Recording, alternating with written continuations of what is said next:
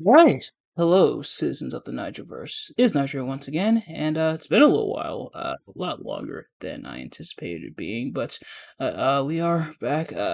Sorry for the impromptu mini sabbatical, but there's a lot to do. Let's catch up on, so we're going to do just that. Starting with a review that I want to do for a little while now. It's been quite a bit of time coming, but nevertheless, here we go. So. AEW has been in existence for about 6 years now, and previously on the channel we looked at AEW All In 2018, kind of the primordial, in a way, catalyst for what would become AEW, who one of the biggest, if not the biggest, independent shows of all time in terms of ticket buys, his match card, and everything like that. And so, essentially, he planting the seeds for what would become eventually AEW. Who so now we're finally at the harvest. It's time to see AEW's maiden voyage, which I am of course talking about AEW's Double or Nothing 2019, aka the first official AEW event. Now, of course, as always, I am not professional wrestling reviewer, analyst, or anything like that. Just a man who enjoys a good time, and I had a really good time, I would say, on the whole, watching this show. This was long before I got into AEW. I actually didn't get into AEW around until around 2022, around the time when they were coming to Buffalo. They came to Buffalo on my 22nd birthday that year, so I decided to go. But I figured, heard now's a good time as any to finally get in to AEW and really see what they were all about. Oh, and I would say I'm a pretty big fan of AEW and what they're doing. And this show, going back to watch this show, was definitely a treat in a lot of ways to see a lot of the talent that would eventually become superstars within AEW, or I should say, really top level performers in AEW in terms of the overall card and the main event scene. And in a lot of ways, this show is kind of a sign of things to come for who essentially would be where in terms of being within AEW now. Obviously people would move up and down the card as AEW's existence would go along, but a kind of a snapshot in a way of where things are then as this is starting out, and where things are now. And I remember a lot of the buzz, even though I wasn't really watching at the time. I remember a lot of the buzz for AEW, and I remember things being kind of mixed. Some people were kind of downplaying the significance of a company like this is because WWE had been on top for so long, and so having a new promotion to kind of try to stand up to WWE was something that wasn't really a thing. It felt like at least in the last time I can think of when a major company really seemed to want to um, exist in that same space, being at top level, was like the early days of TNA.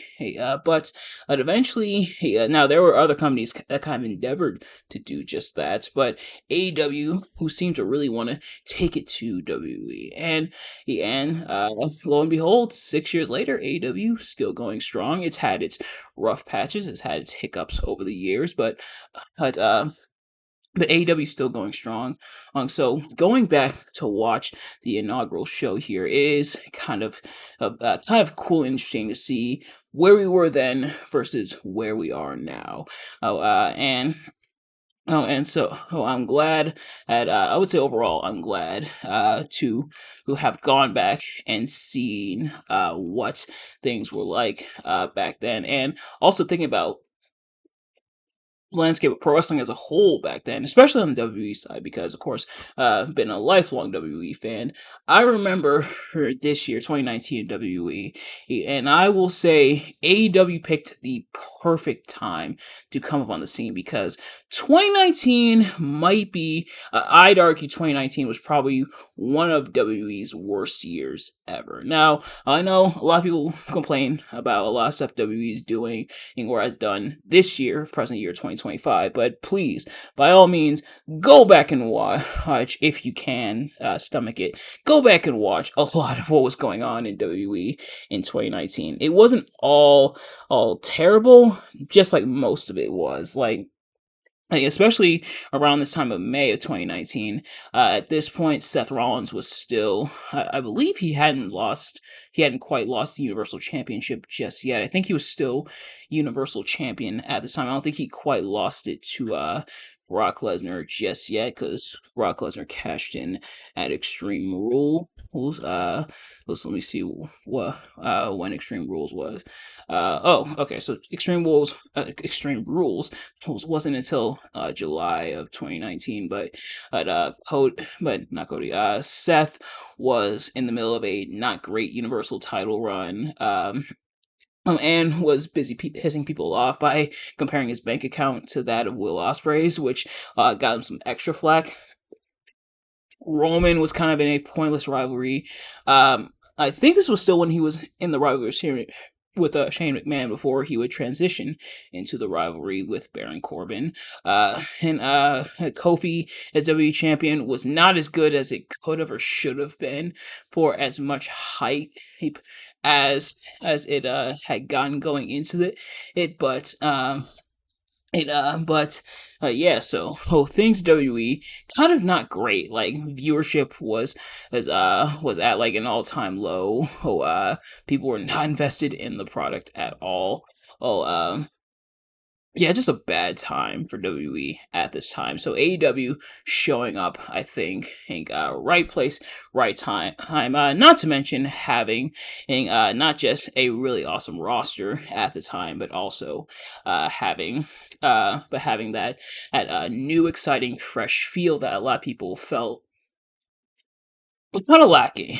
And so I've rambled on long enough. Let's get into the show proper. Now, if you've seen these reviews of mine before, you kind of already know how this works. But if you haven't, I'm going to be talking about what I liked and disliked about the event, the matches, and I'm going to go match by match.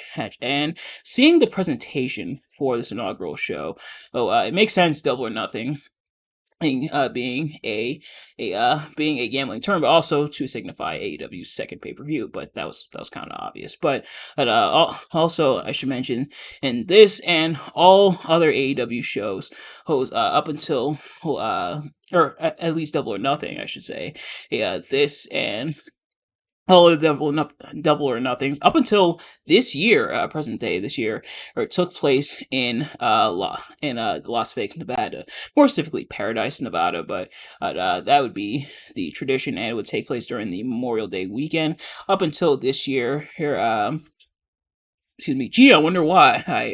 Maybe it has something to do with the fact that WWE decided to do Mania in Vegas this year, and they're doing WrestleMania in Vegas next year. So I'm not sure if Double or Nothing will be in Vegas again next year, but I'm not gonna say that's the explicit reason. But then this year they moved to Arizona. But in this case having Double or Nothing in Paradise, Nevada. So let's begin. And now we're done with the rambling. So there were 9 matches in total, 7 on the main card, on the May pay-per-view card. I bought the 2019 pack on not Bleach Report, but Triller TV. So that's how I was able to watch it for the first review. I didn't watch it live because this was several years ago. I watched it several years later. Obviously, but yeah, so I had on Triller TV, um and so that's how I was able to watch it. But the thing is, it didn't have, at least the main part of the broadcast. I think I had to get the 0 hour, but that was free, so I could have went back and watched it. I opted not to, for the time being. But that's the 2 matches that we missed on like the pre-show were the 21-man Casino Battle Royale. To pretty much show who would be one half of the AEW World Championship match at All Out, which the championship being is going to be unveiled on the show, on the main part of the show, that being Double or Nothing, and then the winner of the main event will be the other half of the championship match. So we'll find out who's facing who. But Hangman Adam Page long before the mustache and the burning of houses, is the won the Battle Royale by last eliminating MJF. And I do like how it was on the pre-show, but it'll also carry over onto the main show. But then Kip Sabian also defeated Sammy Guevara. So, even right there, four names: Adam Page, MJF, Kip Sabian, Sammy Guevara. Four people who would go on to be relatively big names in the span of AEW and their history. So, without further ado, let's get right into the show proper. So, the first match we have is six-man tag team action as SoCal Uncensored, SCU, that being Christopher Daniels, Frank Kazarian, and Scorpio Sky. I battle the Stronghearts, that being Sema, T-Hawk, and L Lindemann. So, oh, starting off with tag team action, and especially with tag team wrestling, also getting a major focus on within AEW, the tag team division, and we're gonna see some straight up tag team matches, the traditional 2-on-2 on the show, but to see them putting such an emphasis on tag team wrestling within AEW, with the Young Bucks kind of doing like a call to arms for that, and then have it start off with tag team. I think very very smart. But at SCU doing their shtick, and then going to battle the Strong Cards. This match was a lot of fun, and I think really great way to open the show. The Strong Hearts spend the majority of the time getting the majority of the offense on SCU, but had good teamwork from both sides, as from both SCU and Strong Hearts, or it's ultimately SCU picking up the win, and after a kind of final flurry of offense from SCU, who so that was pretty fun, and yeah, a really fun way to open the show. But next up in four-way action, we have it started off as a triple threat between Dr. Britt Baker, DMD, who may or may not be in AEW anymore, and the Beast, Nyla Rose, and Kylie Ray. Hey, but Brandy Rhodes comes out and unveils a fourth competitor in the match to make it a fatal four-way. A commentary speculates it's going to be yourself, which I should mention the commentary while I'm here. But here, so the commentary team for this show is Jim Ross, Excalibur, and Alex Marvez, and Ali shows up for the women's fatal four way. So not quite Tony Schiavone or Taz, or even Nigel McGuinness in AEW just yet, but Tony Schiavone is spotted in the crowd. He was in attendance at the show, which was nice. But back to the match. Actually, the fourth competitor turns out to be Awesome Kong, who in the grand scheme of things wasn't in AEW for super long, but it was cool to see her added to this match, and this match was pretty fun as well. The first match was kind of a showcase of tag team action, and the match after the four way will also be more tag team action, and we'll get to that.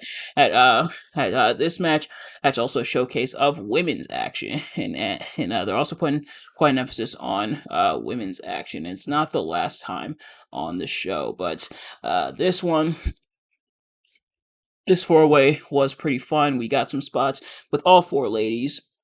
We do have kind of especially interactions between Nyla Rose and Awesome Kong, the two who like the two powerhouses of the match, and Kylie and Britt also getting their stuff in, and eventually Britt Baker does pick up the win. So having her get the win here, I think, is smart, especially with her then becoming a focus within AEW's women's division. So having her, excuse me, my goodness. But having her get a uh get it time to shine within, or getting her moment to shine, I would say, in this match was pretty cool as well. I'll and to see her for better or for worse, becoming such a force within the women's division in AEW, especially in the early years. She would eventually have matches with people such as Thunder Rosa.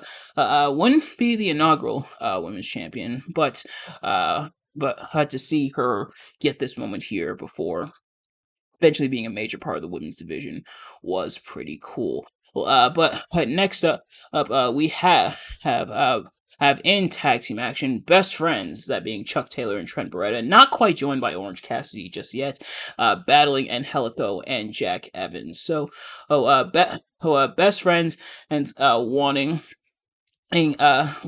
action, wanting to battle a tag team, wanting to really make names for themselves, and so they're able to do it here in this tag team match.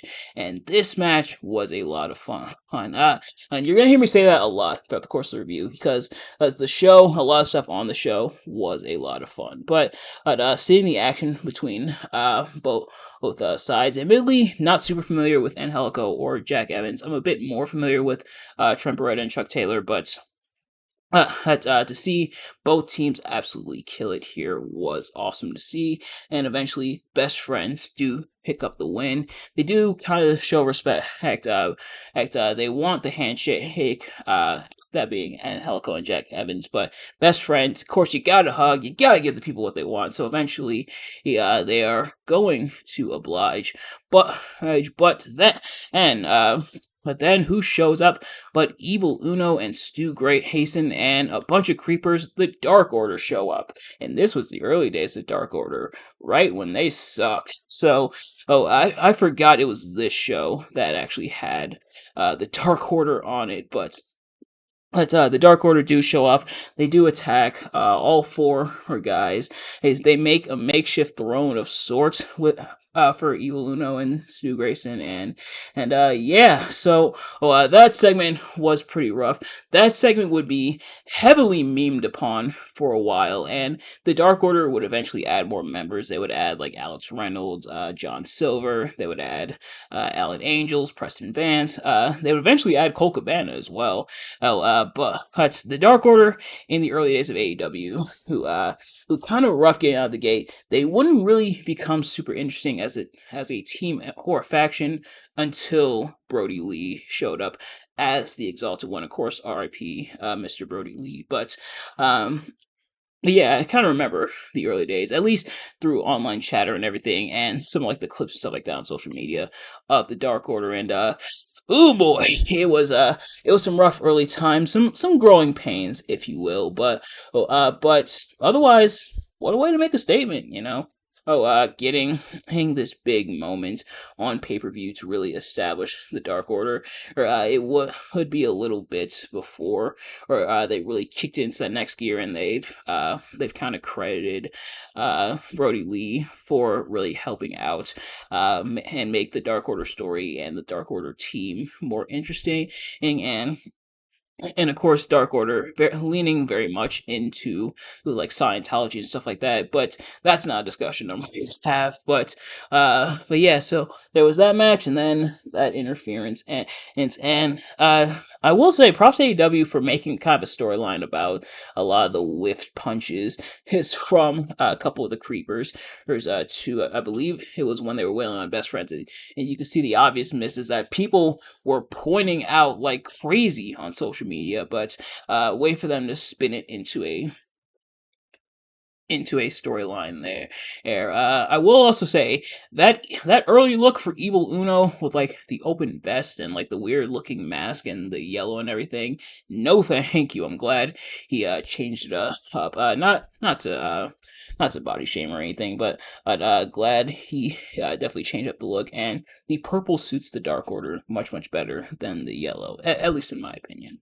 But next up, in 6-woman tag team action, and Hikaru Shida, Riho, and Ryo Mizunami, he battle Aja Kong, Emi Sakura, and Yuka Sakazaki. He so oh so six not six man six woman tag team action here, er, uh between between these 6 women, and kind of a crossover of sorts as well.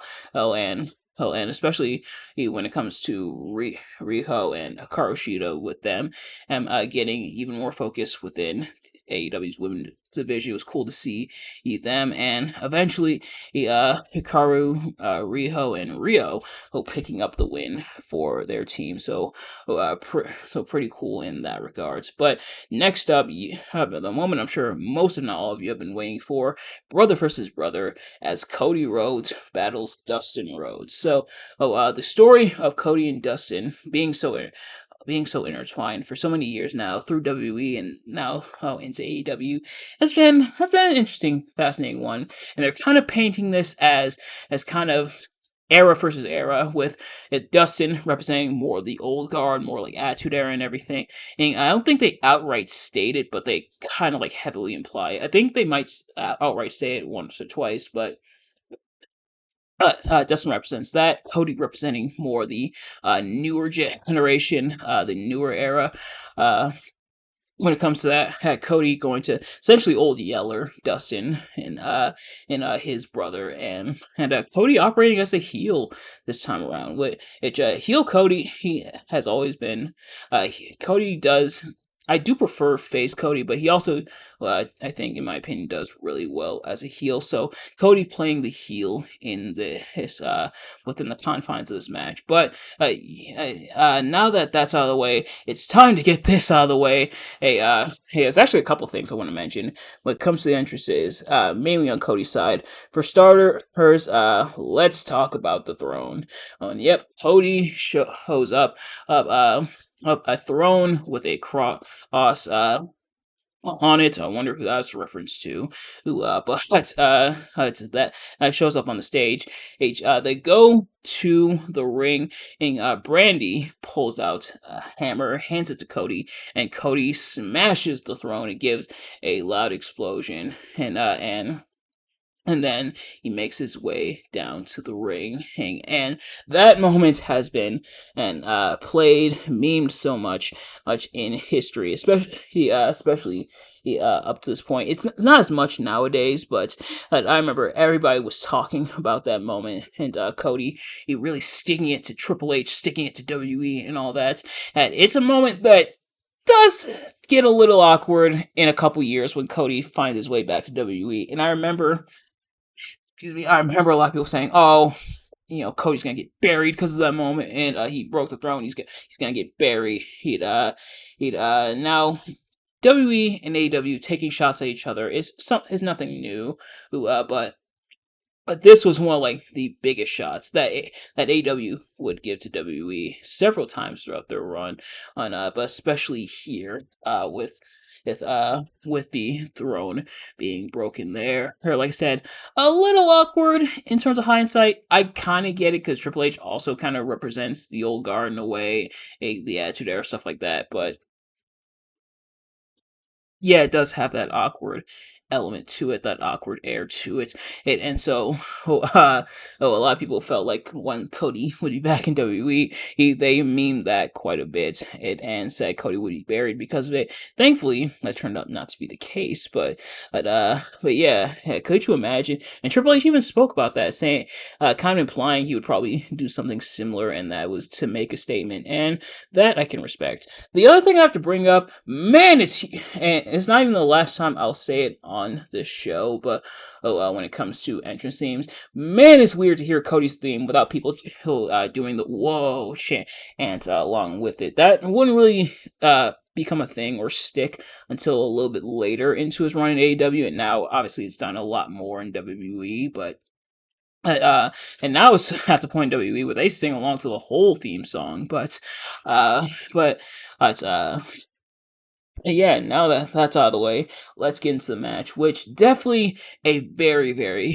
fantastic match. Very, very bloody match, mainly from Dustin as he gets busted open. A very emotionally charged match. Dustin still got it. Cody able to work with Dustin and throughout the match as well.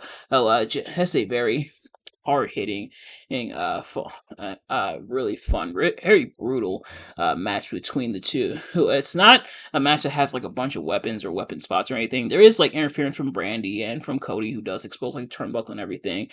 But otherwise, it didn't really need it. At least like the crazy amount of weapons and stuff. The story they told throughout the match was very physical, very emotional, and it culminates in Cody beating his brother Dustin, and then afterwards, Cody he kind of shakes hands and hugs his brother Dustin and says he wants them to face the Young Bucks at Fighter Fest. Not sure if I will review not only Fighter Fest but also the rest of the 29 AEW pay per views. I figure I might as well. I already bought the pack, um, but if that is something you guys want to see on the channel, please do feel free to let me know in the comments below. But yeah, very, very awesome match. Definitely, I'm calling it early. Definitely the match of the night. But afterwards, before we get to the rest of the show, we see the unveiling of the AEW World Championship presented by Bret Hart. So Bret Hart comes out with the AEW Championship to be unveiled. He is interrupted by MJF, who cracks some jokes. Even makes fun of Bret being attacked by a fan at the Hall of Fame earlier that year or so. For those of you who are unaware, Brett was inducting the Hart Foundation, the tag team. The Hart Foundation is obviously him and Jimmy Hart, or not Jimmy Hart, Jim Neidhart. My goodness, inducting himself and Jim Neidhart, the Hart Foundation, into the Hall of Fame, and where Brett was assaulted, tackled by a fan. I believe the fan was like some kind of wrestler trying to make a name for themselves, but the main thing that I remember from that, because I didn't watch the ceremony itself, but I did see it on social media after it happened, and I do remember her just being carried off, and that Dash Wilder, uh, aka who would become Cash Wheeler once he made his way to AEW, once FTR made their way to AEW, but then Dash Wilder just decking crap out of that fan, rightfully so, but like right in the face. It was some hard shots, but MJF makes fun of Pret their hair in that regard, and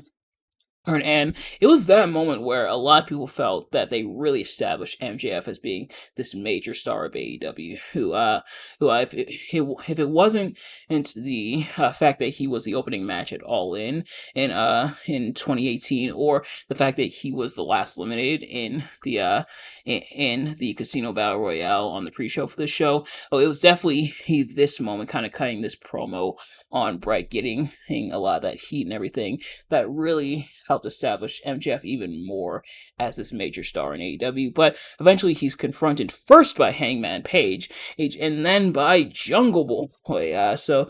They beat him up. They beat him down, into the crowd and make him retreat. And Brett finally does unveil the AEW World Championship, and it was said when it first came out, like when they first unveiled the championship on the show, and it's still the case nowadays. That championship is an absolute thing of beauty. It's nice and big. It's got the beautiful jewelry throughout.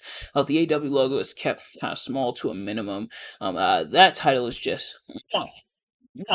absolutely gorgeous. And to see it for the first time and kind of hear a lot of the oohs and ahs, the total opposite of the reaction to the Universal Championship being introduced in 2016, and not the blue one, the red one, but yeah, just an absolutely gorgeous, fantastic championship, and it still looks great even to this day. I'd argue probably one of, if not the best current world championship designs. I will definitely go that far. Like, hey, don't get me wrong, WWE and their world championships, they are what they are they fit their purpose, but they're not spectacular, they're not amazing, they're just kind of okay. I don't necessarily hate the design of the championship, except for the original Universal Championship, but they kind of lack a lot of that pizzazz, as they lack a lot of that oomph, especially compared to older WWE championships like the Winged Eagle or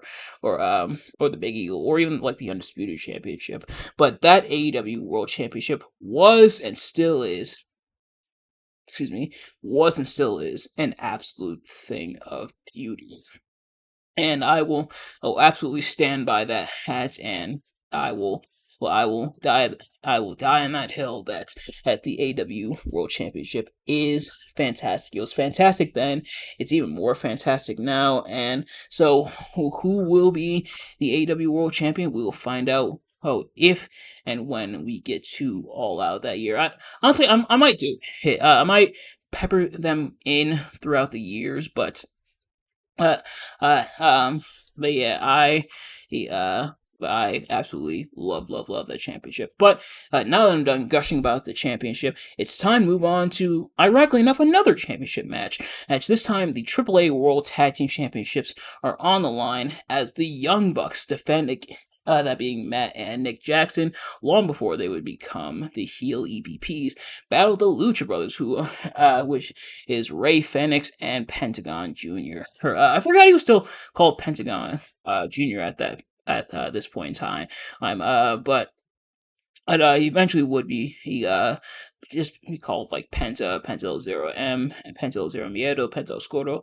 But he was still Pentagon Jr. at this point. But and I actually saw a funny post from Simon Miller saying that Dominic Mysterio is being two shapes while being Intercontinental Champion. That being Pentagon on aka Penta and Octagon Jr. That's crazy. But as for this match very fun. Like if you want to really showcase is tag team wrestling in your new company of AEW, if you're placing all this emphasis on tag team wrestling, this is definitely the match to do it. I would argue out of all the tag team matches on the card, this one, first of all, this one is the longest at 24 minutes 55 seconds, almost at 25 minutes.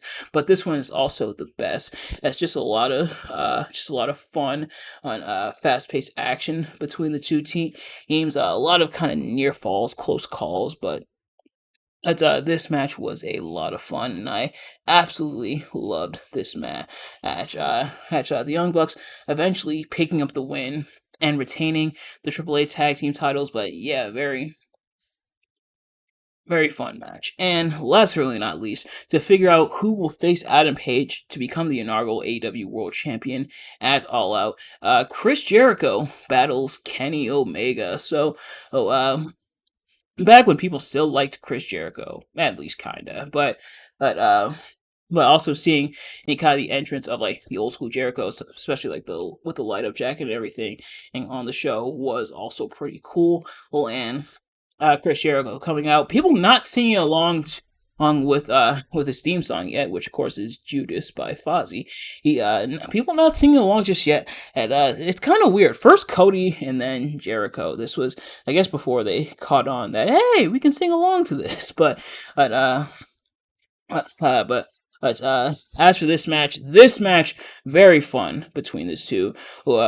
Very very fun, very hard hitting dynamic action between the two. That being Jericho and Omega. If the brother versus brother match was the best match of the night, I would say this match between Jericho and Omega is a very close second. But kind of a weird line on commentary where they say Jericho has teased the. I think it was, I forget if it was Excalibur or Jim Ross who said it, but he teased that, but saying that Jericho teased hitting Omega with the juice effect, but it might be psychological warfare and the juice effect might not actually exist. But you acknowledge that the juice effect is the elbow. Oh, and he's hit it before, or so it does exist. And apparently this was also back in the day where people, well, I think it took a while for people to kick out of the Judas effect, which the Judas effect kind of a lame finisher. Yeah, I don't know. Like the thing is, the Judas effect of back elbow. Now, if you've been hit in the face with an elbow before, like in a fight or accidentally or otherwise, Yeah, it hurts, but the way Jericho delivers it is was kind of weird and kind of clunky, yeah, especially to be his finisher. Like if this was like a signature or anything like that, I think it would work a lot better. But the fact that the juice effect was his finisher, and the fact that it was protected as much as the end of days of the RKO, that's nuts. But but yeah, so Jericho, eventually does win, I believe, with the Juice effect on Omega, but having Jericho and Omega in the main event and establishing these two as like your top stars, and kind of a spoiler, just in case we don't review All Out later on this year, Jericho does eventually become the inaugural AEW World Champion. But having the show end with these two, who I think is a very smart move, and I'm surprised that they didn't have the championship um crowned here, the champion crowned here on this show. But I get, as you know, you want to incentivize people to tune into the other pay per views, who's later on in the year. But eventually Jericho does beat Omega in a pretty fun match here. But then and through the crowd, John Moxley shows up. Mox had been Dean Ambrose in WWE. He earlier in the year he was not renewing his contract act. So he was going to be a free agent. He did like the kind of he did like the visionettes showing like him escaping from jail. I remember that around this time. He had like the videos, like the promo of him like escaping from jail, aka WE. He John Moxley escaping, and that John Moxley would be back, and John Moxley was indeed back, and now was in AEW, attacking both Jericho and Kenny Omega, especially around the giant poker chips. And so Moxley making a huge immediate impact in AEW, shocking a lot of people. And that, my friends, is how you make a freaking debut. Who nobody knows about it. Mox shows up, totally surprises. Is no entrance music, no none of that. That just shows up, makes his presence known, and just beats the crap out of some people. Well, and Moxley would eventually become the second ever world champion in AEW. But yeah, having Moxley make that immediate impact was awesome to see. Dean Ambrose no more, right? And of course, John Moxley's still there to this day. Hey, a lot of people who are on this card are no longer with AEW if they were in the first place, but but to see Mox still there and current AEW World Champion, although that his current reign has had some mixed reviews, but to see him still with AEW and to be kind of like one of the top stars in AEW and one of the kind of the, I guess, for lack of a better term, loyalists in a way, kind of the same way Undertaker was for WF or Sting was for WCW, or like Tommy Dreamer, etc., was for ECW. To see Mox being like one of the top guys and being one of the major stars within AEW, who and being one of the constant forces, would almost always be on TV. Still not taking that vacation he was supposed to take some time ago, but all stemming from this moment was really awesome. Really great way to end off the show. There is the thing, I didn't want to bring it up, but I'd be remiss if I didn't. There is the lawsuit going on right now, stemming from the cage match back in 2023 with John Moxley and AEW, who being sued for like assault, whole injury, negligence, what have you. So there is that, but otherwise, Mox being that major that major key player in AEW is really cool to see. Yeah, but nevertheless, that is going to do it for the inaugural Double or Nothing event. And really great first outing for AEW. Not the perfect first outing, but nobody gets it exactly right the first time.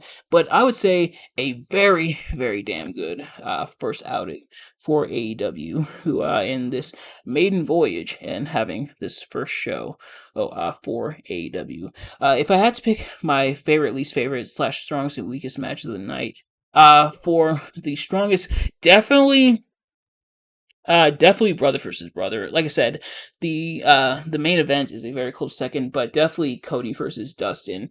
Very awesome match. If I had to pick the weakest, maybe the opener, but that's only by comparison. Still, very fun event, very fun show, very excuse me, very fun card. Really sets up would be what would be commonplace, what we would get to know when it comes to AEW in the future. A lot of future stars within AEW who, some people who aren't quite in AEW anymore, or if I could, yeah, that light's coming off because it's way too bright. But kind of seeing kind of a snapshot of not only what's going on currently with this brand new fangled company AEW, but a sign of things to come as well. And if I decide to do the rest of 2019 for AEW, which admittedly now that I'm saying it more and more, I'm really starting to consider it. But yeah, I should. You know what? We're gonna do it. It's probably not gonna be right away. We got plenty of other stuff we're doing for the year, but you know what? We're going to complete AEW's rookie year to see how things turn out. But nevertheless, that's going to do it for this review. Thank you all so much for watching. I hope you enjoyed. If you did, please do me a favor: like, comment, subscribe, share with your friends, turn on those post notifications so you know every time I upload a video, so you never miss an upload. Excuse me, and let me know in the comments below your thoughts on the inaugural AEW Double or Nothing event. Man, I cannot talk today. The inaugural AEW Double or Nothing event. There we go. Oh, and your thoughts on it and your thoughts on my review of it. Did you like to like my review? Did you like the event? Let me know. But thank you all so much for watching. I will see you guys later. Peace.